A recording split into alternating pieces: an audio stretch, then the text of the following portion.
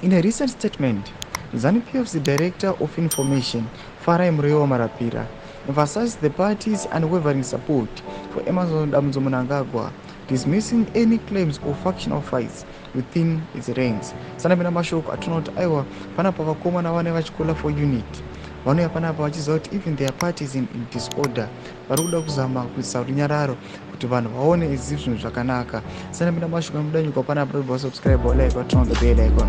Timina zvibanyora vachiti Marapira asserted that every member including the second secretaries are united behind the president's leadership, demonstrating an unshakable loyalty to the party's cause. This declaration comes in the wake of ongoing criticism from opposition groups and allegations of internal discord.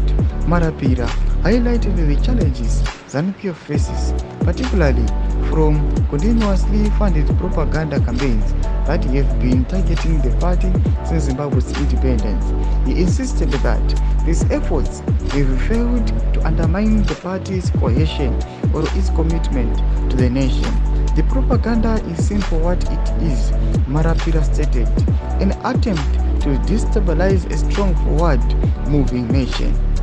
He underscored that Zimbabwe is steadfast in its identity and direction, remaining largely impervious to external distractions. Tomashiko anatoka panapa naMarapira achiti aiwa bato ravo aiwa ibato rerunyararo rinotungamirwa nemutungamiri wavo mumwe chete wanoziva kuti aiwa ndeva Mnangagwa. Tinoona kuti mashoko aya anouya tichiona kuti vakomana opposition vari vachiexposa kuti aiwa their house is not in order, vachiita mashoko achiti aiwa pakati penyu hamusi kutombowirirana, hamusi kutombotembana pamusoro pezviri kuitika.